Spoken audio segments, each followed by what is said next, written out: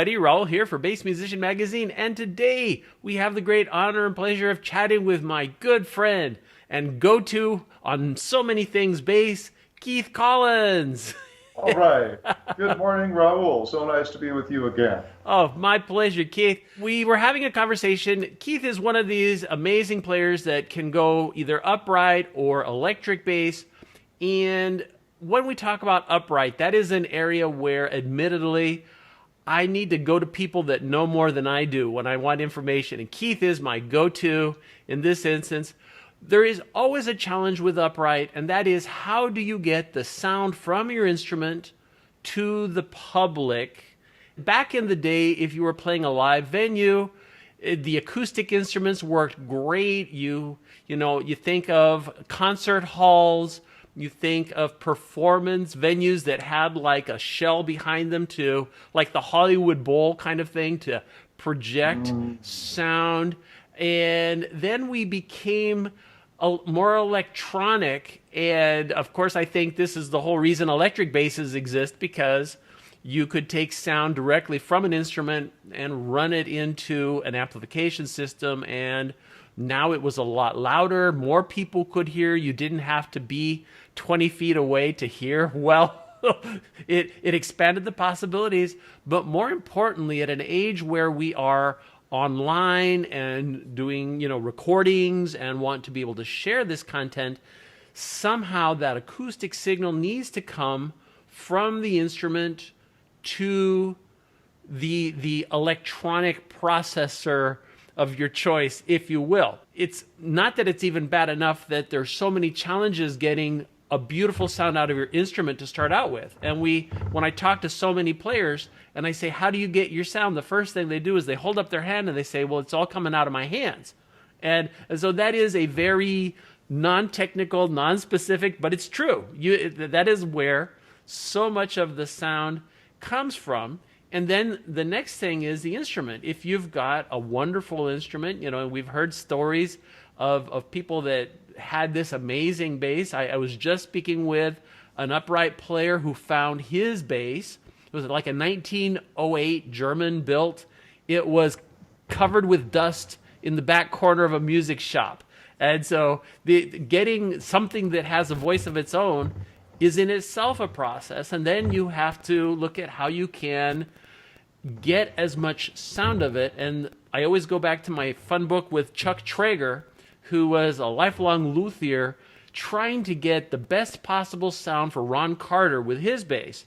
And he did modifications like using different woods for the pegs, or shimming it in a way that was slightly different here, or what kind of different string might he use at this place. Just all of those small nuances, but all of those would only translate in a live venue where you were right there to hear it. So that takes us back to the microphone dilemma for upright. And so I'm turning to you to see, Keith, what have you been doing, and how have you been miking your upright sound? Yeah, so my upright bass playing has been with this really nice Sam Shem Rogeri model bass sitting right here. These are a copy of an old Rogeri famous upright design, and I've been very pleased with the sound. And I've been providing the bass for others when they come to the jazz festival in my town, where I'm the bass sponsor, and everybody so far sounded really good. They've been happy. But anyway, the old standby is the David Gage Realist pickup that is mounted under the foot of the bridge. It's a really great sound. It's a piezo pickup, I believe, and it's got a 1/4-inch jack output that you take direct to any bass amplifier.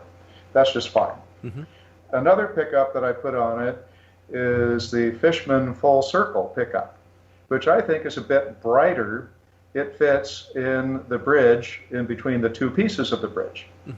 And it too has a 1/4-inch jack output. You can take it directly to whatever amplifier. There are some that say that you're better off with some kind of preamp that can handle the super high impedance that we associate with these sort of pickups. And then Fishman even has a really customized upright bass preamplifier that you can use, and it has 5 bands of EQ. You can put on some compression, you can do gain stages, where you can have the preamp part of it, do the the preamp gain first before you do the Dremel output, and it has an advantage of having not only an instrument amplifier output 1/4 inch, but XLR to take it to front of house. So with the David Gage pickup, it goes to your bass amp, and bass amps all have DI outs now, so you get past that. But what's nice about this new microphone, this REMIC, is that it does something different with the sound than the other two can. And what I'm finding is that there is some string noise. My fingers on the strings seem to be more pronounced with the first two I mentioned, and less with this. So the fidelity is very good. I'm quite impressed with the frequency range, and it seems to produce a very even sound. I'd have to say, though, that there's a little bit of a risk when you start it up. You better make sure you've got the gain all the way down for each stage and very gradually take it up.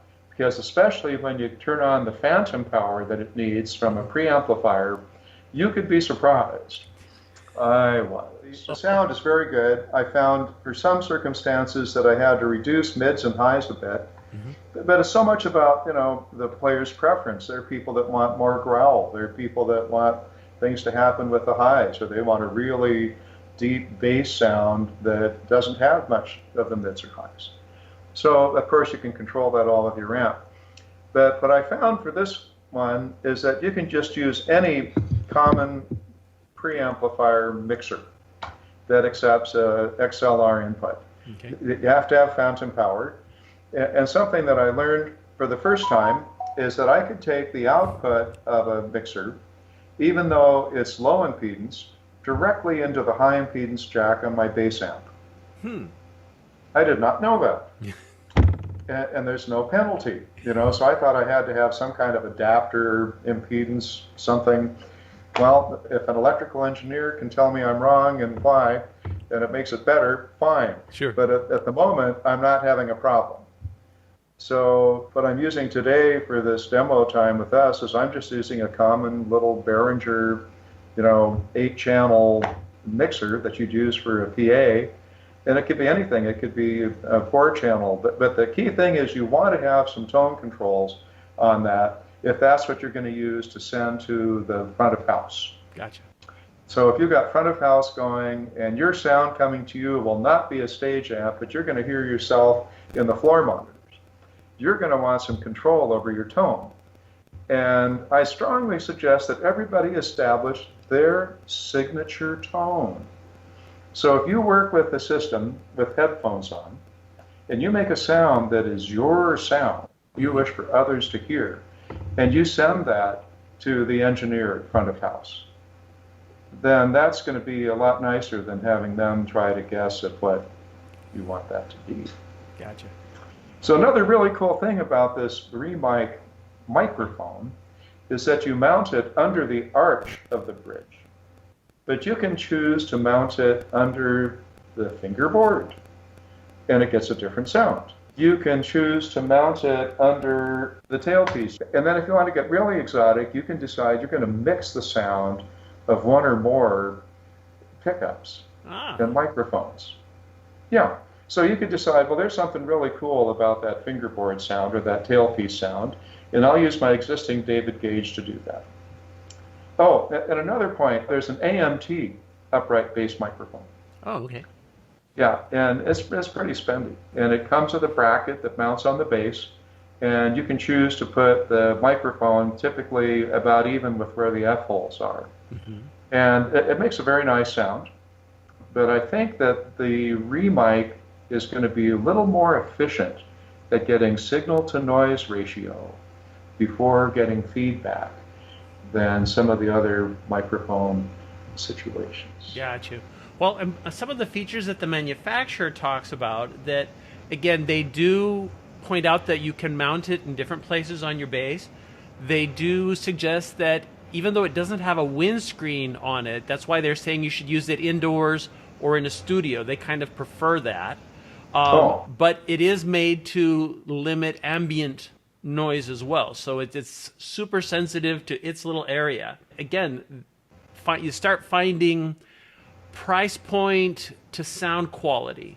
That is another kind of key thing, because as with so many things, so many musicians, they're looking for a good solution that won't break the bank. And in many instances, when I was talking to another upright player, he had mentioned kind of the situation that you did, that when he travels, a lot of times he doesn't take his bass with him, but he does travel with his mic system, because he knows how to make that work with whatever instrument. And so you want something that is easy and is not going to be, it's not going to require an IKEA instruction book to assemble every time you want to put it in. Exactly. If you had nothing, but you just have this mic and you just throw it in your laptop case, for heaven's sake. Yeah. And whatever bass they provide for you, if you have to deal with that, well, okay, you've got to start on your sound. If you bring your own preamp too, then you get closer to your signature sound and having control. So that's one of the remarkable things, because neither the Fishman or the David Gage pickups can easily be mounted. Now Gage has another model that is easily mounted in the bridge, that's portable, that you could do that with. Yeah, and it's got a nice little volume switch on it too, as I recall. Well, and right now you've got the REMIC mounted on the bridge. Yes. Did you want to give us a little sample on how it sounds directly? Of course, yes. Here we go. Just for reference, I'm running it through this mixer with just a little bit of gain added to the bass control to about 2 o'clock. Everything else is at noon on my Gale & Kruger bass amp and on the mixer. I set the input gain on the mixer to 9 o'clock and was very cautious sending. So we have the privilege today of going through a AccuGroove El Wapo bass cabinet. So this is my very favorite bass cabinet of all time. It has a 15, a 12, a 6-inch speaker, and 2 1-inch dome tweeters. So it can reproduce every sound that a bass can make, including those really amazing sounds Glenn Moore does with his upright bass. So this is a cabinet that he has played in my studio that he showed great love for. So anyway, here we go.